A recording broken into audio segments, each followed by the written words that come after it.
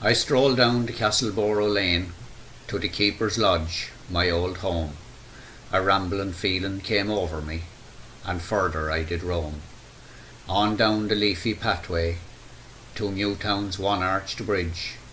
My view was down the valley to the burnt-out mansion on the ridge.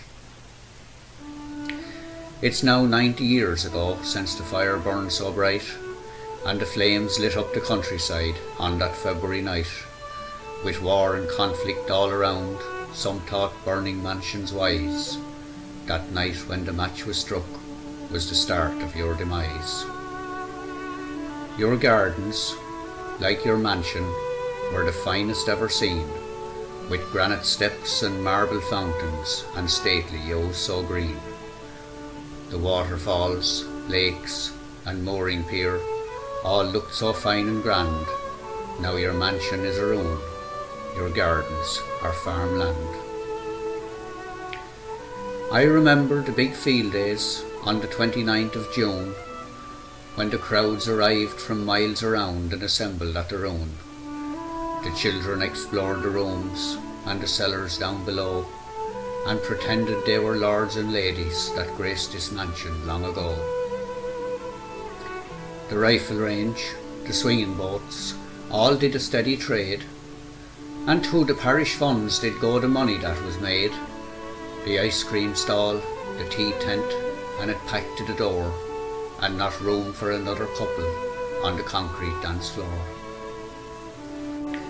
Some families brought their picnics and they sat upon the grass, and had a word for everyone that leisurely did pass, and young lovers headed for the laurels as they strolled off hand in hand, and the sound of music filled the air, played by the Castleboro Ceilidh band.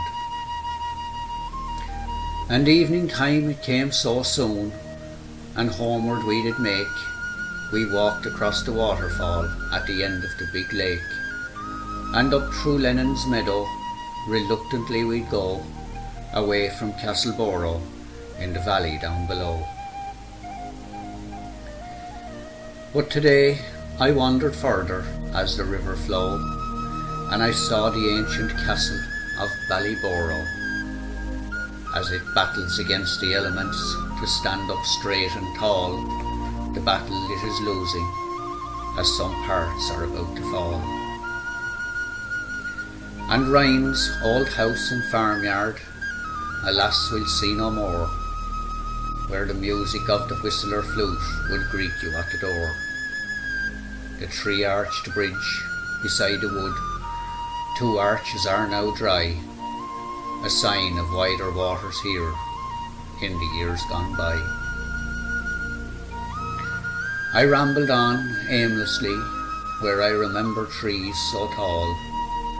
I arrived at Castleboro Bridge, where I rested at the wall.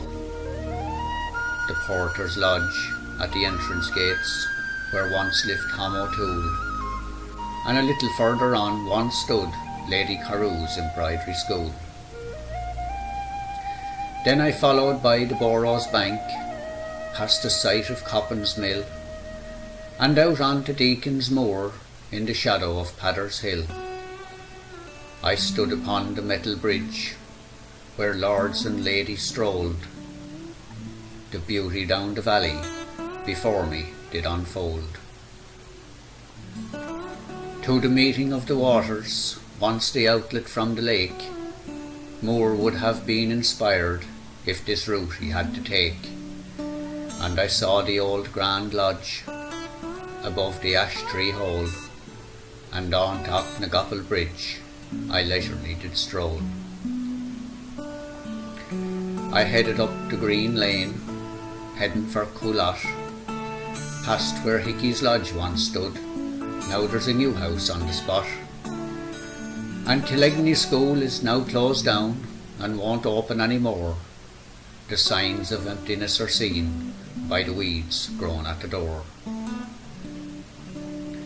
I turned in by the church lodge, and to Nan I said hello, and beneath the large beech trees to the churchyard I did go.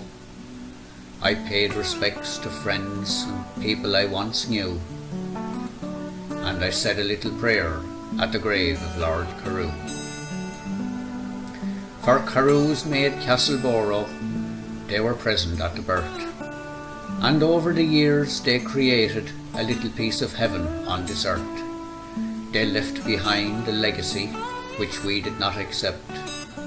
Now it pains the heart to see the relics that are left.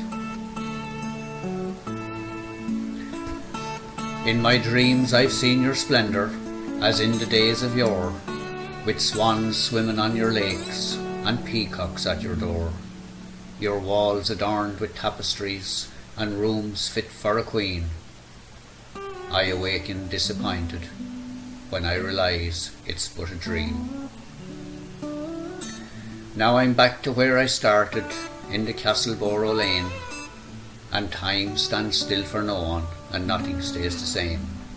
Castleboro is no different, of that there's little doubt, as I view the Celtic tiger mansions that have sprung up all about, with sunrooms and conservatories and decking out the back, and a stable for the pony, and room for all the tack, with lampposts and electric gates and gardens looking fine, yet none would hold a candle to Castleboro in her prime.